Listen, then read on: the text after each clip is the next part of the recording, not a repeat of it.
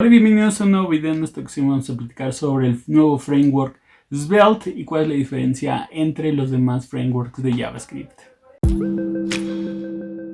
Svelte es la nueva sensación en el mundo de los desarrolladores front-end con JavaScript porque es un framework que está ganando mucho impulso en este 2020. Vamos a conocer un poco de qué significa Svelte o esbelto, el framework esbelto y por qué hace referencia a ese nombre.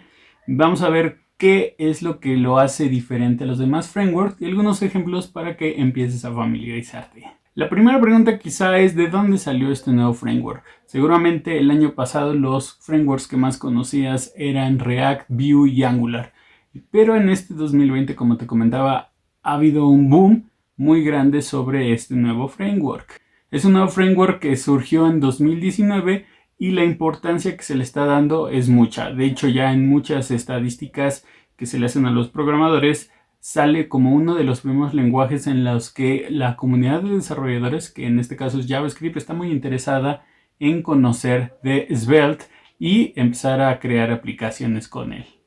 Pero un aspecto importante es cuál es la diferencia real entre Svelte y a lo mejor Angular o Vue o React. Hoy en día ya tenemos una gama muy grande de frameworks de desarrollo para front-end en JavaScript. Entonces, ¿qué de nuevo trae este tipo de frameworks para que nos haga mucho más fácil el desarrollo de nuestras aplicaciones frontend? El primer aspecto es que no tiene un Virtual DOM. El DOM es básicamente la estructura HTML que nosotros tenemos cuando hacemos nuestros sitios web. Lo que los frameworks modernos hacen es, digamos, sacar una copia virtual, por eso se le llama Virtual DOM, y a partir de ahí todos los cambios que nosotros hagamos al DOM se hacen primero en el Virtual DOM y después se aplican al DOM verdadero. Esto hace que, por ejemplo, solo los cambios específicos que se hacen en el Virtual DOM se reflejen en el DOM y eso hace que las aplicaciones sean mucho más rápidas. Svelte no funciona de la misma forma. De hecho,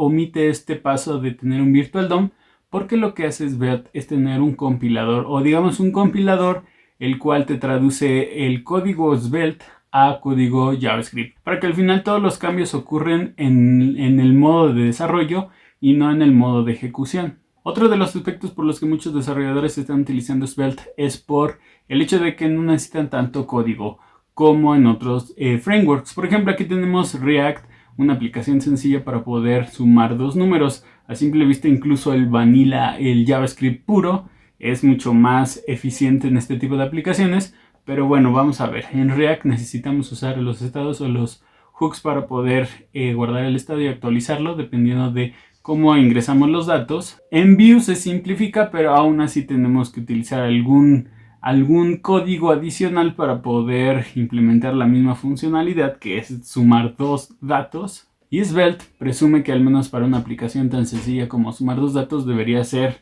sencillo, simplemente declarar las variables y hacer la operación matemática. Pero bueno, adicional a eso, ¿qué otros ejemplos podemos empezar a ver para ver el código y ver cómo es que se relaciona Svelte y cómo nos podemos empezar a familiarizar con la sintaxis y la forma en la que funciona? Aquí te presento algunos sencillos. Este primer ejemplo, pues digamos, resume muy bien la estructura de un archivo Svelte, donde tenemos el JavaScript, el CSS y el HTML, digamos. En un mismo archivo podemos combinar estos tres elementos y mientras en uno definimos la función de las variables, en el CSS podemos definir cómo se va a ver ese componente y al final en nuestro HTML podemos simplemente llamar a las variables que necesitamos. Lo podemos resumir de la misma forma que por ejemplo en React utilizando componentes y mandamos a llamar al componente y tenemos los props para poder ingresar los datos que eventualmente nuestro componente pues va a almacenar y va a hacer que el flujo de ese componente pues sirva de la misma forma que lo hacemos actualmente en React. Otro ejemplo es el uso de condicionales. Tenemos una clase de sintaxis para poder hacer condicionales en este caso y mostrar interfaces dependiendo del estado de los datos que estamos utilizando. También podemos ver un poco sobre cómo podemos activar eventos. A mí me gusta mucho más este tipo de sintaxis en las que pues, definimos el evento de la forma más sencilla posible y que sea también entendible a la vista.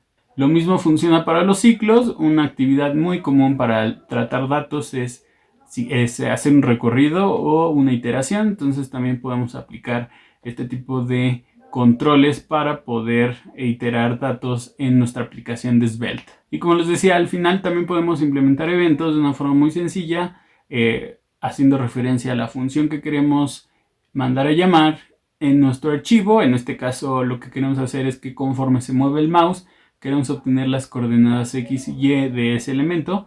Entonces la función la definimos, el estilo lo definimos y el evento lo definimos haciendo el llamado a esa función. Y es así como funciona Svelte. Esta es una pequeña introducción que quería presentarles para que ustedes me dieran su opinión. ¿Consideran que este es un framework que vale la pena aprender, que vale la pena empezar a implementar en nuestros proyectos, o creen que simplemente es un framework que a lo mejor sí se hizo popular entre algunas comunidades de desarrolladores, pero que pues hay opciones mejor como React, Angular o Vue.js?